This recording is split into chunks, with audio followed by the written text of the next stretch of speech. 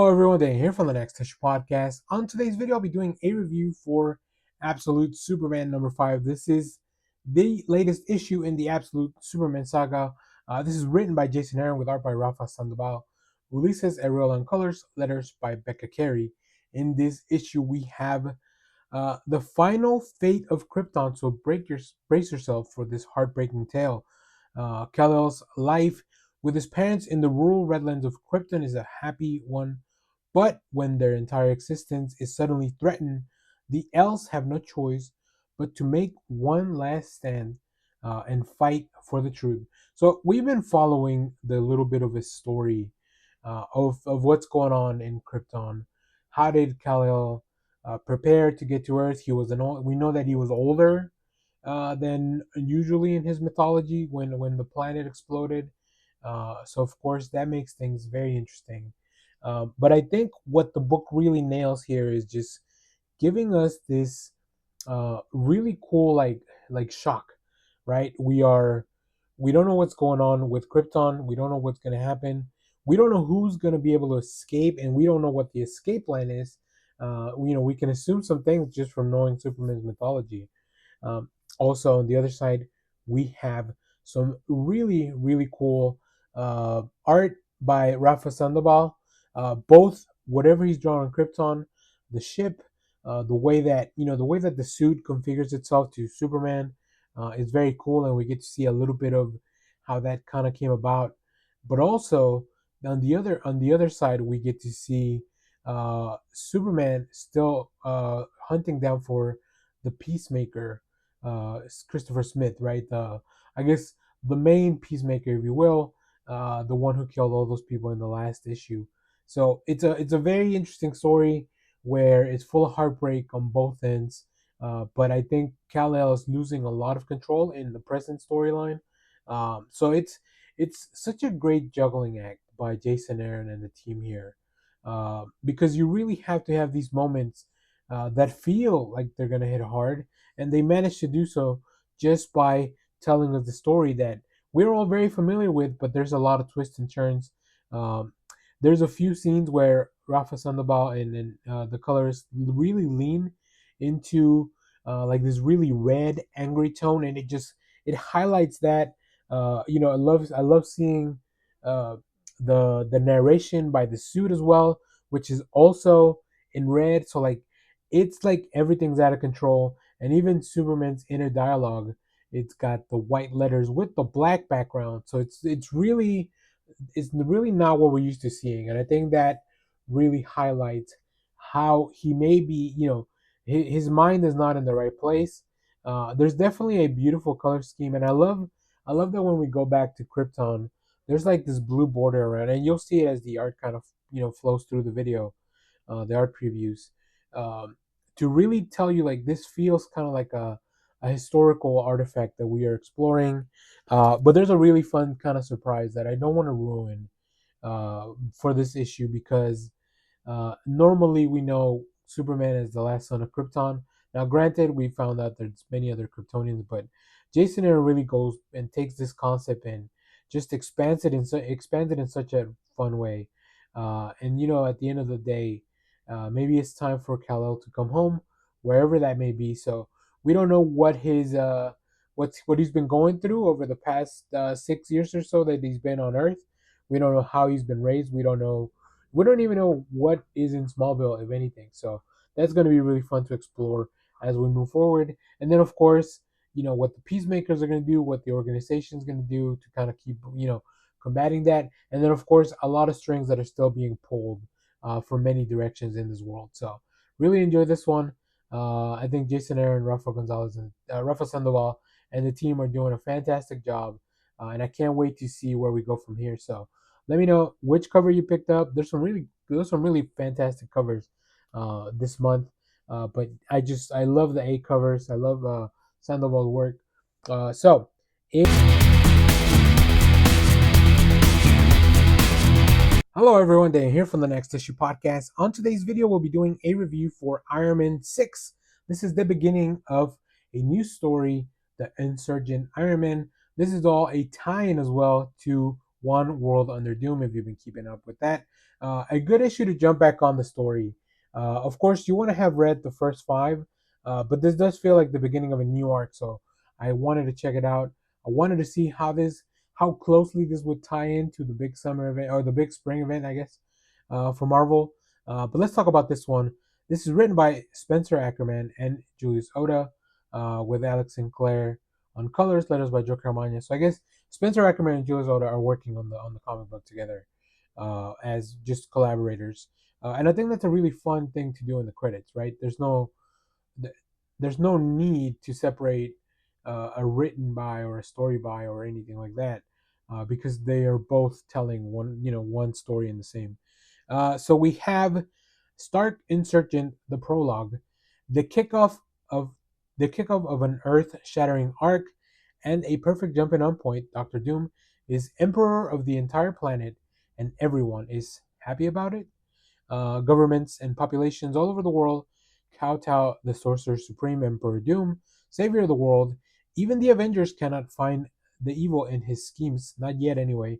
But Tony Stark isn't built to sit back and wait, equipped with new deadly armor. Iron Man will take the fight to Doom's door, and alongside some unlikely allies, Spencer Ackerman and Jules Soto turn legacy on its head for a story that will shatter Iron Man's status quo. Do not miss history in the making.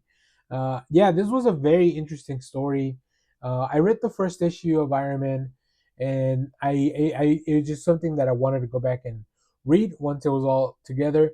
But this issue came out, and it's a tie-in, so but as the synopsis really says, and I really felt it, this is just a fine jumping on point. Like if you didn't read the first arc, I think you'll be missing out on a little bit of the what makes this take on Stark, what the team is doing with this specific version of Tony Stark in this book.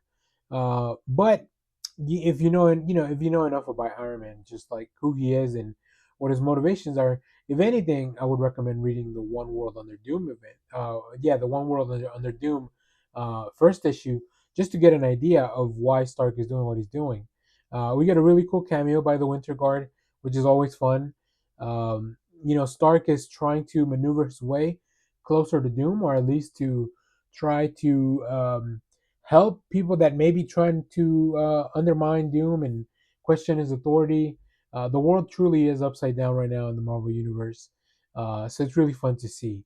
Uh, I will say the art style is so different from stuff that I'm used to, but man, oh man, once Iron Man puts on that armor and he comes out with that gigantic sword, it's like let's freaking go.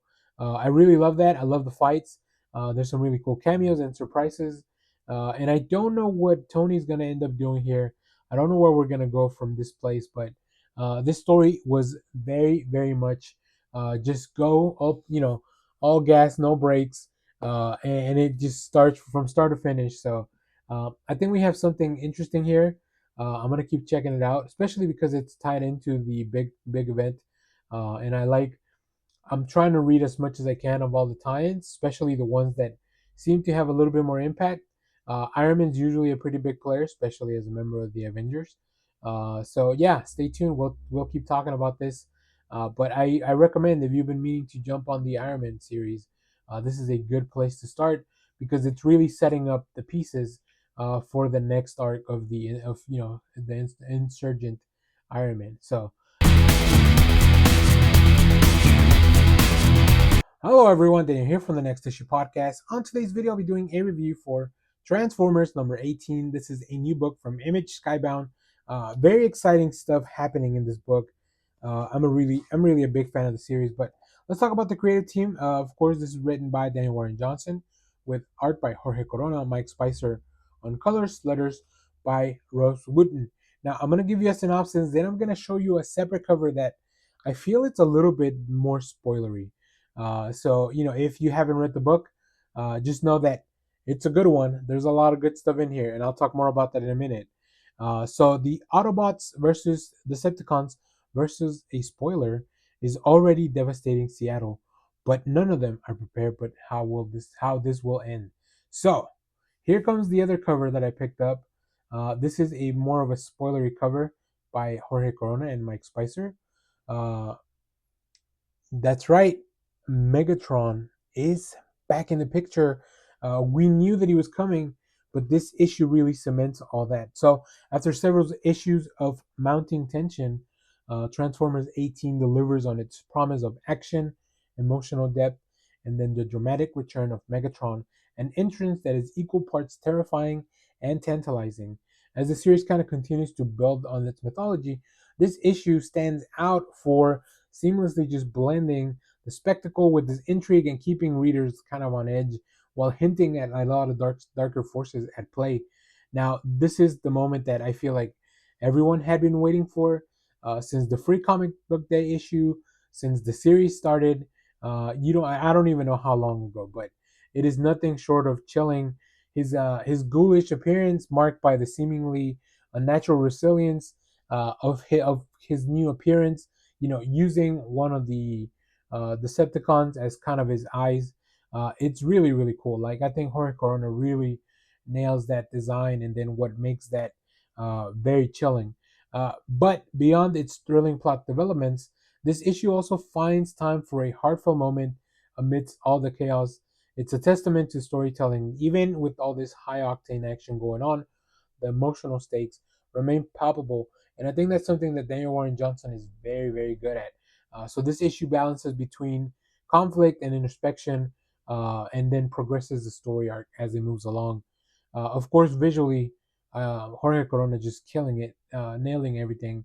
The intensity of the action, the sequences, just the dynamic panel layouts, really expressive faces, especially Star. I mean, just look at Starscream. Like, his little grin every time, just I really, really love that. So with this issue, the series not only ramps up from this momentum that it's got going on, but also just deepens the intrigue surrounding its central antagonist. There are hints at a lot of cool things happening, and of course the uncertainty of Megatron and his condition, and all that wrapped up in this stunning visual execution. It's what makes this issue really something very, very fun to read. So I don't know what we're doing next. I don't know where this is going, but it's thrilling, and of course, this is gonna change the world of the Transformers, and maybe even the larger Energon universe. So very excited. So I picked up the two covers, the Daniel Warren Johnson and the Jorge Corona. Those were the ones that really jumped out at me.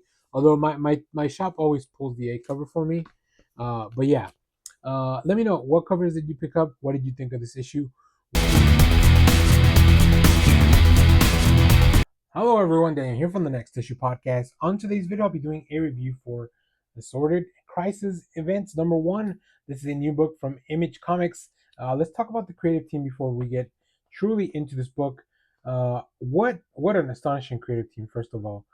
This is written by Dennis Camp with art by Eric Sawatsky, Jordi Belair on colors, letters by Hassan Otsmane Elhau. I picked up this very cool cover. All the covers are actually pretty cool, but this is the one that my shop picked up for me, and I was like, I'm pretty happy with it. Um, Now, what is this new book? What do you think this book is? So let's talk about the synopsis, and then I'll get into my review. Time is having a crisis. Mingling in the red light district, you can find actual caveman medieval knights and cyborg soldiers on leave from World War IV. Victorian debutantes amble their way into cell phone stores, confused and bewildered. What is the data plan? On their way to work, uh, bleary eyed commuters get trapped in time loops, assaulted by an alternate reality versions of themselves, and try to avoid post apocalyptic wastelands. And look, the 315 bus took a wrong turn into the Neolithic era. Stars Dennis Camp and Eric Sawatsky, and Eisner winner Jordi Belair and Hassan Otsmane Elhau are proud to present assorted crisis events, an ongoing zigzagging anthology series about the compromised clicks of our clocks, full of one-shot stories, both beautiful, ugly, tragic, and redemptive, surreal, and somehow all too familiar. Uh, I will say this up front. I had been waiting for this for a long time. I think Dennis Camp is such a great writer of our era, where he's able to take kind of like the feeling of what's going on in the world, and distill it down into this really entertaining, really astonishing, like bonkers type of storytelling. So keep that in mind. This book is a hefty one, and it's gonna be fun. Like I really like that these are one shots because you can just kind of jump in and out of the books as needed. So let's talk about it. So by embracing the chaos of comic book crossovers and kind of using them as a mirror to our own world, Assorted Crisis Events offers more than just another high stakes multiversal catastrophe. It actually presents kind of an examination of our relationship as a society with crises, both fictional and real. This ongoing anthology, which launches with an issue brimming with a lot of meta commentary and striking visuals, dares to ask whether our obsession with world ending spectacle has made us numb to actual emergencies. That is something that just feels very real, especially in the year 2025, where there's so much going on, there's so much coming out of our phones, and so much stuff that we are just being surrounded by. That how does that really affect us when everything is kind of amped up to that 11, right? So at its core, the story reveals in the absurdity of the world where cataclysm and events happen so frequently that they become routine, even expected. Superpower beings clash across realities, cosmic entities pass judgment, timelines collapse in on themselves, and yet the most compelling narrative moments are found in the quiet reflections of the characters that it follows. Ordinary people trying to navigate this world of natural disasters, both fictional and real. These things really have lost all their meaning. You know, news anchors struggling to report another crisis, with sincerity, a scientist trying to predict these events, but they remain powerless to stop them, and even just a weary hero questioning the purpose of saving the world that it's not going to learn anything from its mistakes. Each of these perspectives just forms a really cool quilt of these stories and just a mishmash of everything that ultimately makes you wonder, like, does any of this mean anything? Now, visually, the comic is a spectacle, and I gotta commend the art team, Sawatsky and Belair, because they had to draw some pretty bonkers, bananas, insane, batshit crazy stuff in this book, but also they had to maintain some gra- some a little bit of gravity and a little bit of just gravitas is what I meant to say. Something a little bit more serious had to be told here as well. So I think the most unsettling aspect of this book is just how it kind of implicates the reader. There's a little bit of a meta nod to everything, because it brings in real world issues, right? There's environmental disasters, political instability, all these little nods to the real world, but specifically society's apathy to a lot of these things that are going on. The comic here suggests that we're doing that by on an everyday basis as well. So this is definitely not something that it's a light read, nor is it something that it tells you here's what you need to do to stop all this. Instead, it just kind of questions you and challenges, how we do storytelling, and just kind of urging the audience to engage with things that are real beyond the page. So it's really cool. I really thought this was something very different. I didn't know what to expect, other than I knew that it was going to be something that I enjoyed on multiple different levels, right? And I'm not saying this is like a really fun, lighthearted book, but there are some bananas concepts in here. Like there's a this neighborhood is so messed up and dire looking and apocalyptic looking that movie studios just go film there without, because now they don't need to set up a post-apocalyptic world, which that's a crazy concept. And then at the heart of it, we follow one character, as she kind of tries to get through everything, how this world affects her, and through all this, she's just trying to fix the one thing that maybe is within her control, and maybe that's the real answer there, that there are things that we can control that we can actually work on and fix. So I don't know. I don't have all the answers either. But this book definitely at least had me having a lot of questions. And I think that's pretty cool. When a comic has you have a response emotionally or physically or intellectually or multiple levels. I think that's just a solid comic book storytelling, and a great way to put a series like this. So, uh, looking at the cover for the next issue, I can't wait to see what happens next. And I know this may not be for everyone, but this is definitely for me, and I had an incredible time exploring this book. But also, like I said, it's kind of a tough read. It's a dense read, and it's a hefty book. Like, I don't know exactly how many pages. I think it's about 48 pages. So you're definitely gonna get your bang for your buck on this one. So if you picked up Assorted Crisis Events #1, let me know what you thought about it down in the comments. And as always, thank you for watching, everyone. Remember to share, like, subscribe, hit the bell so you know when we go live. That is most Saturdays, 10 a.m. Central Standard Time. Stay tuned. We have more comic reviews, trailer reactions, TV recaps, all that fun stuff here in the channel. Thanks for watching, everyone. Bye bye.